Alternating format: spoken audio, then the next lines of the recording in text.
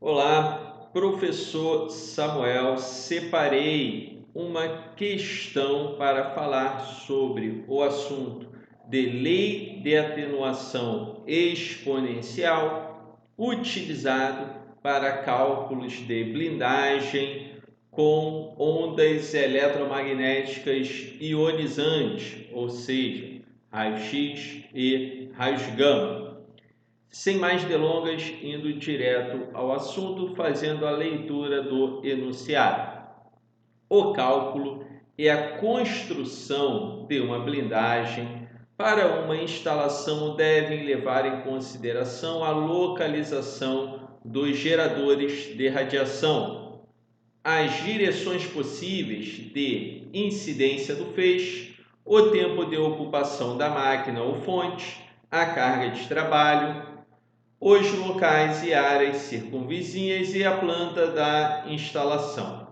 Além do cálculo da barreira primária, deve-se calcular a barreira secundária devido ao espalhamento da radiação nas paredes, nos equipamentos e no ar. A lei de atenuação exponencial pode ser utilizada para determinar. Então, vou fazer agora uma leitura marcando aqui os principais pontos. Então, o exercício fala sobre cálculo de construção de uma blindagem, vou marcar aqui a palavra blindagem, para uma instalação e deve levar em consideração a localização dos geradores de radiação. O que seria um gerador de radiação? Um acelerador de partícula, um equipamento de raio-x, são equipamentos chamados de geradores de radiação ionizante. Precisa-se levar em consideração a direção, as possíveis de incidência do feixe, as direções possíveis de incidência do feixe, e isso vai determinar a barreira primária e a barreira secundária por conta do feixe primário e o espalhamento, e vai gerar a barreira secundária, o cálculo para a barreira secundária. Precisa-se levar em consideração o tempo de ocupação da máquina ou fonte, a carga de trabalho, os locais e áreas circunvizinhas e a planta da instalação. Locais e áreas circunvizinhas, isso vai levar em consideração o fator de uso, ok? E o fator de ocupação. Mas eu não vou entrar nesses detalhes de cálculo de blindagem nesse momento. Além do cálculo da barreira primária, deve-se calcular a barreira secundária devido ao espalhamento da radiação nas paredes, como eu já comentei, nos equipamentos e no ar.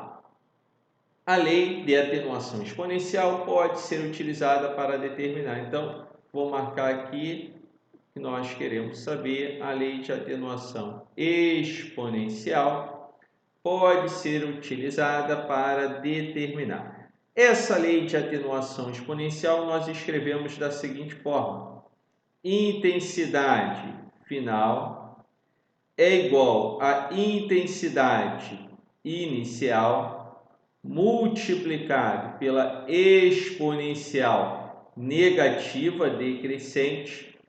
Essa exponencial decrescente, ela tem o seu expoente, o μ, multiplicado pela distância ou espessura, Aqui nós utilizamos mais o termo espessura. O μ é o coeficiente de atenuação linear, que vai depender do número atômico do material, da energia do fóton, vai depender da densidade do meio, por conta dos efeitos fotoelétrico, Compton e produção de pares. Nós vamos ver isso com mais detalhe. Logo, indo para as perguntas, a lei de atenuação exponencial pode ser utilizada para determinar a fração do tempo efetivo de irradiação, durante o qual o feixe de radiação é direcionado para o ponto de interesse. Não. Logo, não, a lei de atenuação exponencial não vai determinar o tempo de exposição. A fração de tempo efetivo de irradiação durante o qual o indivíduo permanece na zona ou ponto de interesse. Também não. São outros cálculos que nós utilizamos. A espessura de material necessário para atenuar o feixe de fótons de raio-x ou gama. Sim, a lei de atenuação exponencial vai ser utilizada para cálculo da espessura, que é o nosso x aqui, ó, a espessura, para atenuar o feixe de fótons de raio-x ou gama. Fótons de raio-x ou gama porque são as ondas eletromagnéticas ionizantes. Essa lei serve para calcular a taxa de dose na zona central útil a uma distância de 1 metro da fonte. Ela não serve somente para isso, ok? Então, você calcula as doses de uma outra forma. O tempo durante o qual a fonte radioativa se encontra efetivamente irradiando. Então, essa também está errada e essa também está errada. Logo, a resposta correta é a resposta C, espessura do material necessário para atenuar o feixe de fótons de raio-x e gama. Agora eu vou explicar um pouco mais sobre esta equação. Agora que vem o grande detalhe desse exercício. Eu coloquei aqui para facilitar a equação em si, tá? Onde eu tenho I,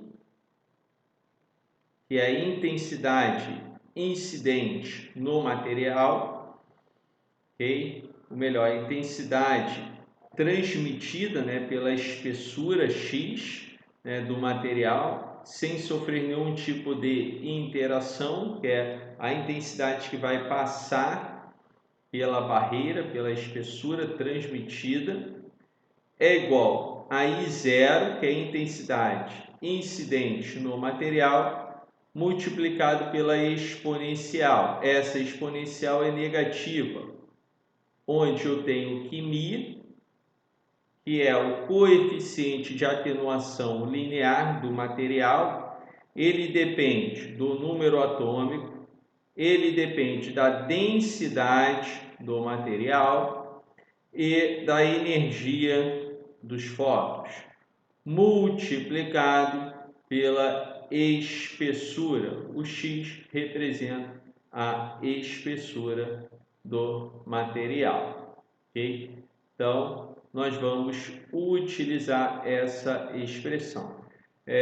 Antes, eu só apresentei o μ para vocês, que é o coeficiente de atenuação linear. Na verdade, a gente não escreve dessa forma aqui, apresentando o número atômico, a densidade e a energia. Aqui eu estou dizendo que o coeficiente de atenuação linear, ele depende, né, do material, por conta disso, do número atômico e da densidade, para a energia dos fótons incidentes, ok? Então, essa fórmula ela diz o seguinte, que a intensidade final é igual